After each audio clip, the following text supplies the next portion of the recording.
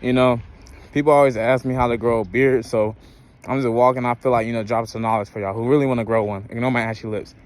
But rule number one. So when you think about rule number one, like, rule number one is the most important one. I'm not gonna lie, no pun intended. Like, you gotta start with rule number one, because if you don't do rule number 2 and 3, no, sorry. If you don't do rule number one, you're never, no, sorry. If you don't do number one, you're never gonna get to 2 or 3. So when you do rule number one, there's a couple things you gotta have ready, right?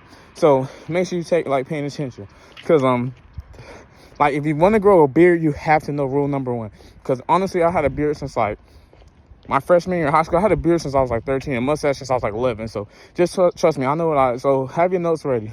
So rule number one, like, when you do rule number one, but like, you gotta stick to it. Like, rule number one is a one time thing. Like, you gotta keep doing rule number one every day. Like, if you really want to go beard